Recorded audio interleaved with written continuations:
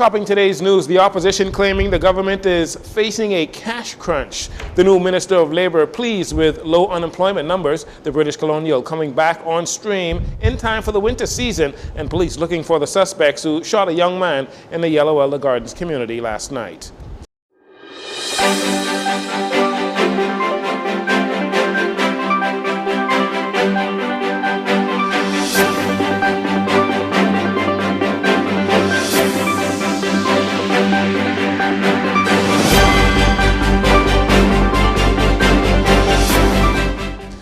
Good evening, Bahamas. I'm Jcn Saunders. This is your Jcn Evening News. It is a pleasure to have you join us. It is distressing that this government has found a way to squander record revenues on lavish travel, extravagant parties, and excessive events, official opposition leader Michael Pintard says. The Free National Movement leader is chiding the Davis administration over non-payment for goods and services received, as he accused the Davis administration of being in a cash crunch. He chalked it up to the typical PLP-style extravagant and wasteful spending of the taxpayers' funds. Noting that the Prime Minister has been crisscrossing the globe with large entourages, often to matters not critical to the execution of his duties. Mr. Pintard's reason for lambasting the government was outlined in a statement on Tuesday evening. The opposition says it's gravely concerned with the significant number of complaints received from Bahamian vendors and financial institutions regarding extreme delays with being paid for goods and services.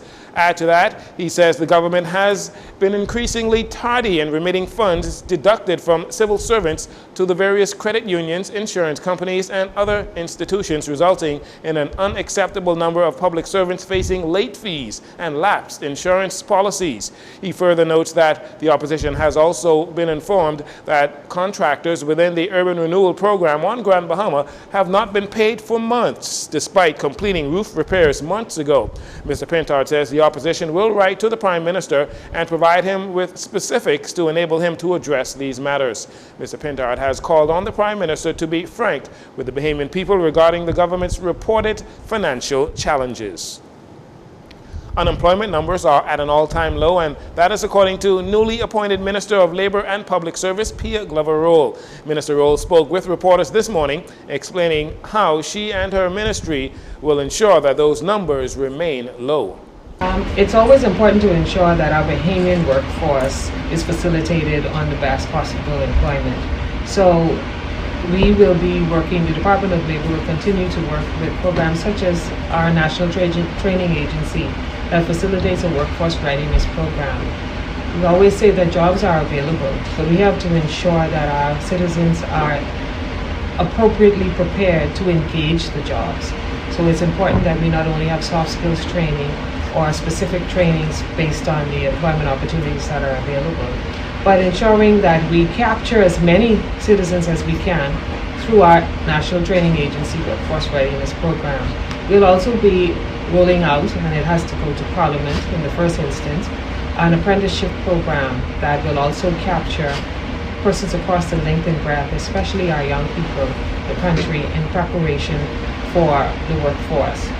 With just merely 8 days into her new role, the Labor Minister says much focus will be placed on protecting Bahamian workers by amending the department's notice of vacancy policy when engaging foreign work. I'm already looking at how we can implement a policy unit that speaks to the enforcement of our notice of vacancy process, that's ensuring that the Bahamian understudies that are identified are eventually assimilated into roles, to ensure that the positions that are held by foreigners, if there is a capability for future for Bahamians to work in those roles, that Bahamians have the fair opportunity to apply and work in those positions. So that's going to be one of the priorities for me.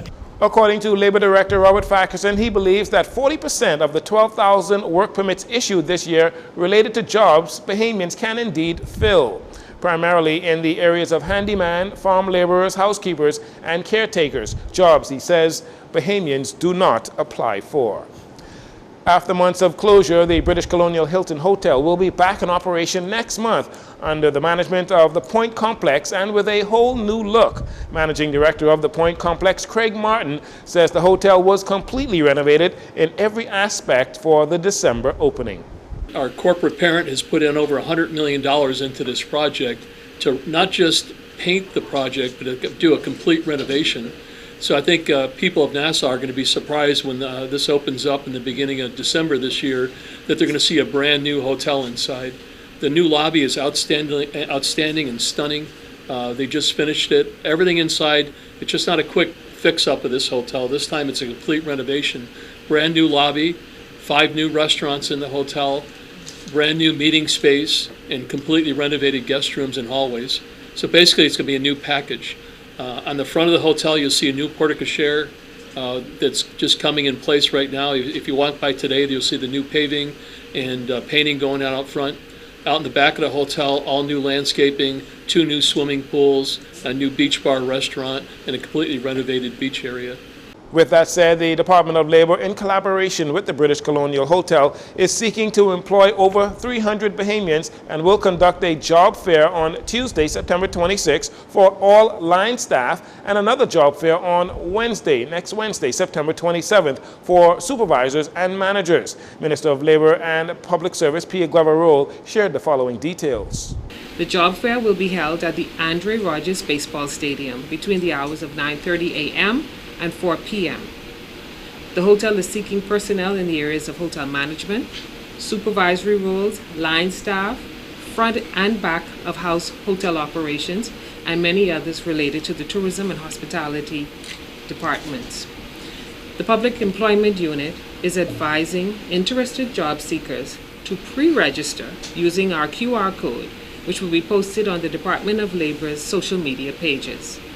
You may feel free to contact us here at the Department of Labor for more information. And please note that the public is required to attend in professional dress, have proof of Bahamian citizenship, whether it's a passport or voter's card, a national insurance number, and a resume. The job fair will run from 9:30 a.m. to 4 p.m. on both days. For those individuals who may have trouble dressing for success, Minister Glover gives this advice. So we'd like to encourage persons that are intending to attend the job fair not to let anything deter you. The Public Employment Services Unit of the Department of Labor is here to assist you, whether that is in preparation of your resume, and even if it includes finding something appropriate to wear at the interview. We have 3 locations, which includes Carmichael Road, Robinson Road, and Rosetta Street, and our Public Employment Services Unit is here at the Department of Labor to help job seekers prepare for this opportunity and any others. So please feel free to reach out to us here at the department. For more information, you can reach out to the Department of Labor at 302-2550, 302-2550. It is expected that there will be a close race for the presidential post when the Bahamas Public Service Union, the BPSU, stage its election of officers next week, Wednesday, with 3 presidential candidates and their teams looking to gain the trust of civil servants nationwide. In this next report, we hear from each of the presidential candidates for the BPSU elections. With just 1 week left before the civil servants throughout the Bahamas go to the polls to vote for a new administrative team to lead the Bahamas Public Service Union, the BPSU, incumbent President Kingsley Ferguson and his workers' team is seeking re-election. Mr. Ferguson will be opposed by former BPSU President John Pender and the We Care team and leader of the Power team, Alexander Burrows. All 3 presidential candidates and their teams have recently appeared as guests on Love 97's radio talk show Issues of the Day with host Christian Jones. At a recent press conference to officially launch his bid for re-election for a 3rd consecutive term, Mr. Ferguson says there is still much work to be done when it comes to fighting for the rights of civil servants. We have seen during the course of our 3 years, from 2020 to 2023, the exploitation and deprivation of persons in relation to promotions, regularizations, advancements of any sort in the public service. And we have accepted the charge to ensure that there is a halt to these particular type of behaviors. We have seen successive administrations deprive individuals of their just due. Persons in the public service and various entities who have contributed to the advancement of this country and have kept the wheels of this country turning. We have accepted the charge to ensure that moving forward, this particular type of behavior comes to a halt. Mr. Ferguson says his opponents are filled with empty promises. One of those opponents, Mr. John Pinder, and the We Care team says BPSU members are not happy with the current leadership as there are a number of pressing matters not being addressed, and that his team is up to the task. I feel very good, feel very confident. They are certified the We Care team.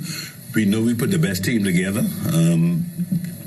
Members have deemed us to be the team that can take the union of life support and get it bring back to some level of normalcy again. The main concerns coming from the membership was that of lack of promotions, or untimely promotions, lack of untimely reclassifications, confirmations, and in some cases, members felt as though they were being victimized. Meanwhile, Mr. Burrows urges BPSU members not to be swayed by the Ferguson and Pinder teams who claim to have more experience. He says they have both failed the Bahamas Public Service Union and are in it for their selfish reasons. It's not about winning an election. It's about getting the results for the people. And that team is clearly the power team. Because you see, when we look at the last 5.5 years and prior to that, the same two individuals who were responsible for those disastrous years, and yes, they can brag and talk about the accomplishments that they have made, but here it is, we fast forward, and yet healthcare, proper retirement benefits, timely signed industrial agreements is on the ballot. When these are the things that are basic things, the basic needs of you, the members, but yet it's on the ballot. And this is going to be a very critical election because when you mark your X to the symbol, which is the hammer, you're not just marking an X just for the same old repeat cycle of failure, lack of institutional control, accountability, doability. You're marking your X to the symbol because this is the real change. Again, the Bahamas Public Service Union elections are set for Wednesday, September 27th, when civil servants nationwide will vote for a team to lead their cause for the next 3 years.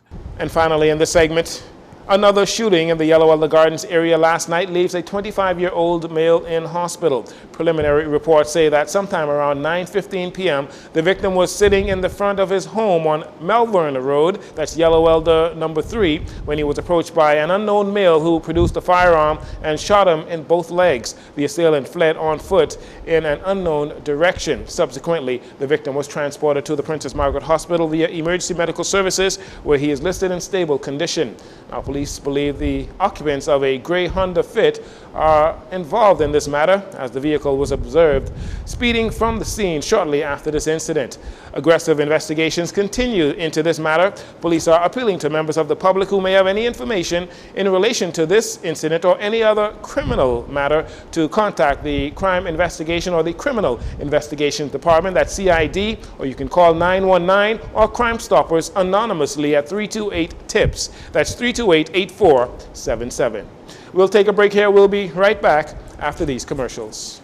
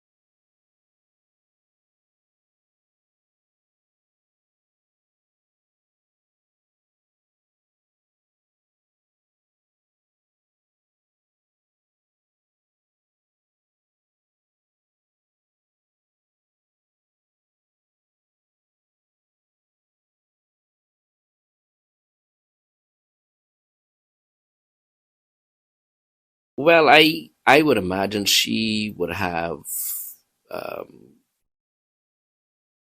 good legal recourse in the circumstances. As to whether or not she moves in that vein that's totally up to her. But it's unfortunate. It's unfortunate because it stinks of victimization. Let me put it like that, plain and simple. Stinks of victimization, and the PLP should know better. They should know better because they're known for that previously, and they went ahead and did something that reeks of victimization. That's not right. It's not fair. It's not fair.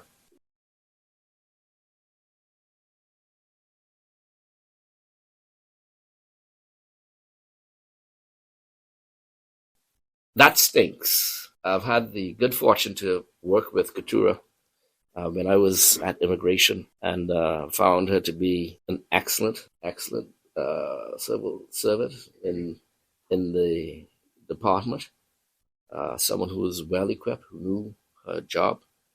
And as a matter of fact, I mean, when I went there as a minister, she helped guide me.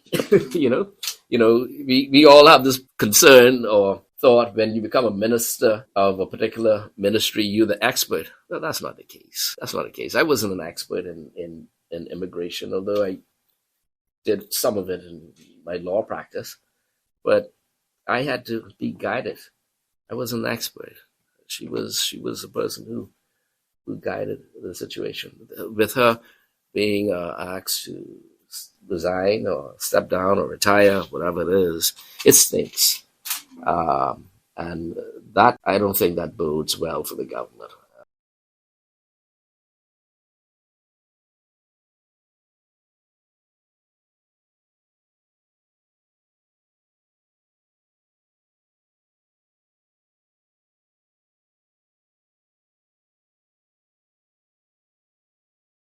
There was a lot of talk about Minister Bell and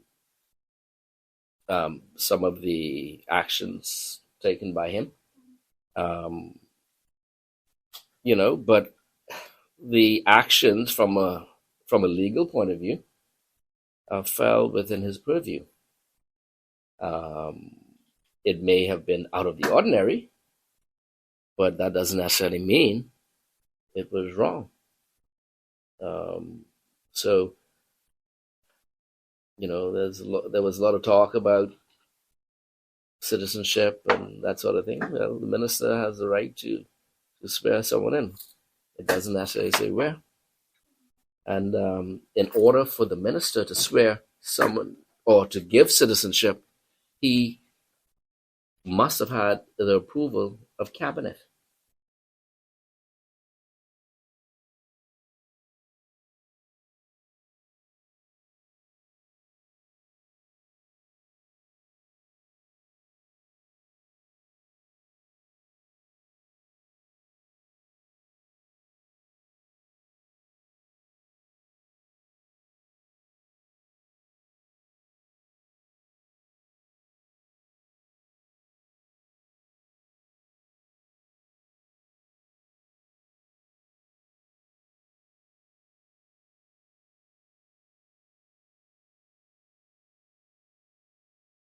On Friday last, I warned PLPs about passing around lies and sleaze from a publication by F&M propagandist online called The Bahamian Punch. But over the weekend they tried a new tack. An aide in my office on Saturday past sent me a survey called 2-Year Bahamas Performance Survey. Then when I read the questions, poor grammar, couldn't spell my name right, and leading questions which no self-respecting polling operation would circulate, much less the University of the Bahamas under whose name it was said to have been published.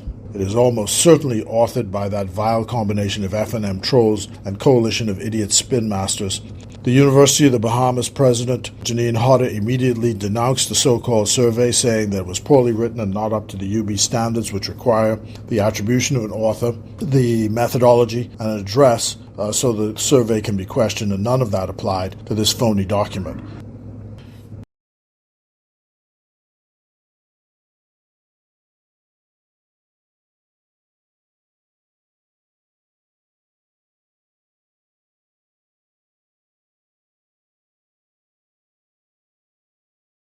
It claims that Michael Pintard is wildly popular and says that Hubert Minnis should not attempt a comeback, but tries to sully the PLP. This phony poll was meant to sully the scientific poll by public domain, authored by Mwali Raming and published in the Nassau Guardian on the 11th of September. He said they called 589 random persons and asked them did they approve of the Prime Minister's performance and the government's performance. The PN's performance, 42% said somewhat approved, 23% said they strongly approved. The press then combined that to say 65% improved. As for the government, 43 said they somewhat approved and 21 said they strongly approved. That makes 64% approval. So that's a real poll, not nonsense published by the FNM and CRI. But let me add that polls are not determinative. They're a snapshot of what happens on a particular day. They are indicative. They are not a reason to rest on our laurels.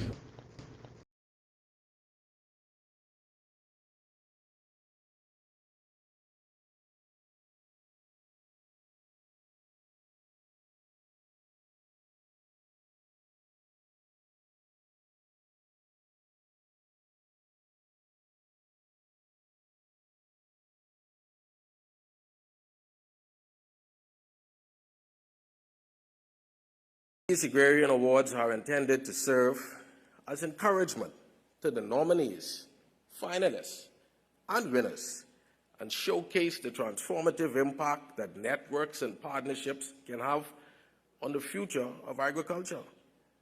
In doing so, we hope to inspire others, especially young people and women, to explore and embrace the agriculture industry. Since assuming office, this administration has documented and demonstrated its commitment to the advancement of food security in our country. In the last budget communication, the Prime Minister and Minister of Finance said, and I quote, "The government has implemented various programs to strengthen food security over the medium term.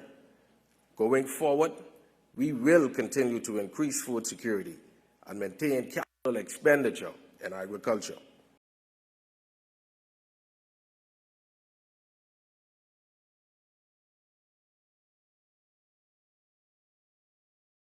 This event is a testament to our commitment to supporting and recognizing the invaluable contributions of our farmers and agricultural communities. These awards have been established to honor those who not only till the soil, but also sow the seeds of progress and change. Our farmers are more than just cultivators. They are nation builders, laying the foundation for sustainable food production. It is through their work that we will take progressive steps toward feeding ourselves. Today, we come together to acknowledge their tireless efforts, their passion for the soil, and their resilience in the face of challenges. Agriculture is not just a job. It is a pillar of our economy. Our farmers have been at the forefront of advancing food security and economic diversification, tirelessly working to feed our nation and drive our growth.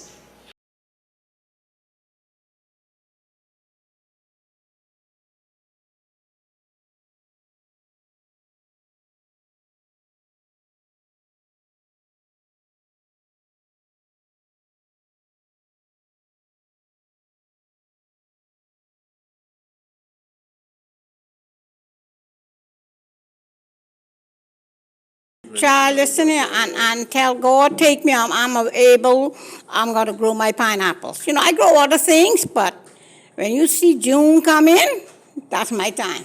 That's my money time. You understand? And if the government give you a chance to do something, do it. And show them that you appreciate it, not hide the seeds in the cupboard and you never sow the seeds and stuff like that. No. So the government give you a tool, you use it. All right. It's hard to say that I appreciate what I win and that could close the hole.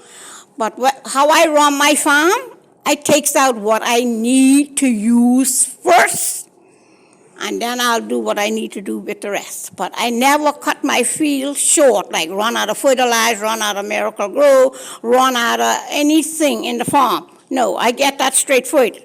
I take care of that baby first, and then I move on to something else.